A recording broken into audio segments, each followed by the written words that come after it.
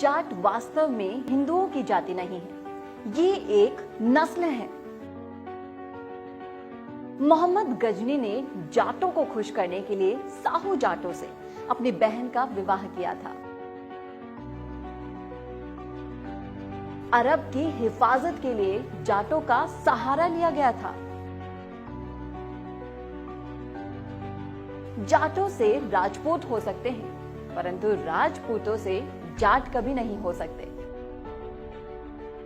पंडित जवाहरलाल नेहरू ने भी कहा कि दिल्ली के आसपास चारों ओर जाट एक ऐसी महान बहादुर कौम बसती है, वो यदि आपस में मिल जाए और चाहे तो दिल्ली पर कब्जा भी कर सकती है। दोस्तों, आज इस वीडियो में हम आपको जाट जाति से जुड़े ऐसे तथ्य बताएंगे जिसे सुनकर आप दंग रह जाएंगे। स्वयं को महान कहने से कोई महान नहीं बन जाता।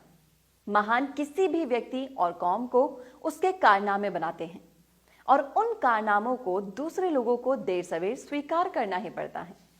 देव संहिता को लिखने वाला कोई जाट नहीं था, बल्कि एक ब्राह्मणवादी था जिसके हृदय में इंसानियत थी। उसने सच्चाई को अपने हृदय की गहराई से शंकर और पार्वती के संवाद के रूप में भी बयान किया कि जब पार्वती ने शंकर जी से पूछा कि ये जाट कौन है, तो शंकर जी ने इसका उत्तर इस प्रकार दिया कि जाट महाबली, अत्यंत वीरवान और प्रचंड पराक्रमी है। सभी क्षत्रियों में ये जाति सबसे पहले पृथ्वी पर शासक हुई। ये देवताओं की भांति दृढ़ निश्चय वाले हैं। तो चलिए हम आपको बताते हैं इनके बारे में 20 रोचक बातें। इतिहासकार मिस्टर स्मिथ के मुताबिक राजा जयपाल एक महान जाट राजा थे। इन्हीं का बेटा आनंदपाल हुआ, जिनके बेटे सुखपाल राजा हुए। उन्होंने मुस्लिम धर्म अपनाया और नवाज शाह कहलाए। बंगला विश्वकोश के मुताबिक पूर्व सिंध देश में जाट गणेर प्रभुत्व थे, अर्थात इसका मतलब यह हुआ कि सिंध देश में जाटों का राज था। अरबी ग्रंथ सलाली लातुत त्वारिख के मुताबिक भारत के नरेशों में जाट बलहारा नरेश सर्वोच्च थे। इसी सम्राट से जाटों में बलहारा गोत्र प्रचलित हुआ।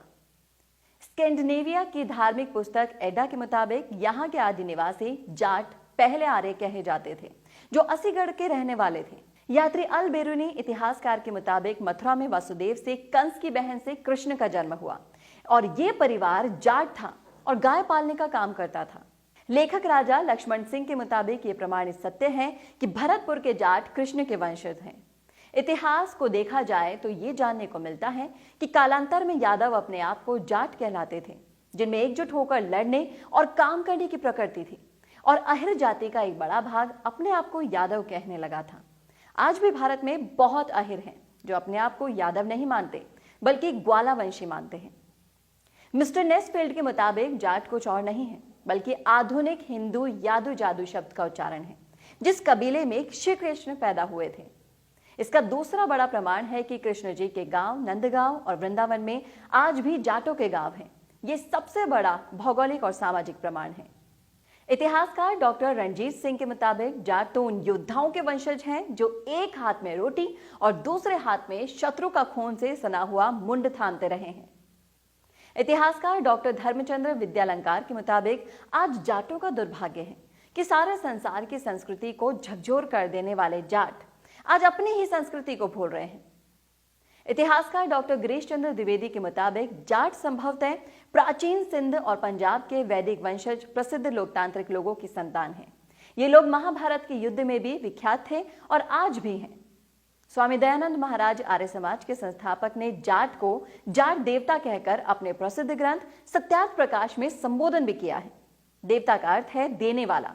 उन्होंने कहा कि संसार में जाट जैसे पुरुष हो तो ठग रोने ही लग जाए। प्रसिद्ध राजनीतिज्ञ और हिंदू विश्वविद्यालय बनारस के संस्थापक महामहिम मदन मोहन मालवीय ने कहा कि जाट जाति हमारे राष्ट्र की रीढ़ है। भारत माता को इस वीर जाति से बड़ी आशाएं हैं। भारत का भविष्य जाट जाति पर निर्भर करता है। दीनबंधु सर छोटू राम ने कहा कि हे ईश्वर, जब भी कभी मुझे दोबारा से इंसान जाति में जन्म दे तो मुझे इसी महान जाट जाति के जाट के घर में जन्म देना। मुस्लिमों के पैगंबर हजरत मोहम्मद साहब के मुताबिक ये बहादुर जाट हवा का रुख देखकर लड़ाई का रुख पलट देते हैं। हिटलर, जो कि खुद भी एक जाट थे, उन्होंने कहा कि मेरे शरीर में शुद्ध आर्य नस्ल का खून बहता है। ये वही जाट थे जो वैदिक संस्कृति के स्वस्तिक चिन्ह को जर्मनी ले गए थे।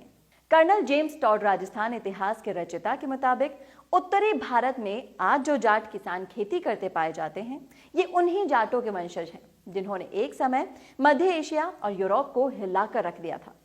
राजस्थान में राजपूतों का राज आने से पहले जाटों का राज था। युद्ध के मैदान में जाटों को अंग्रेज पराजित नहीं कर सके थे। ईसा से 500 वर्ष पूर्व जाटों के नेता ओडिन ने स्कैंडिनेविया में प्रवेश किया। एक समय राजपूत जाटों को टैक्स भी देते थे।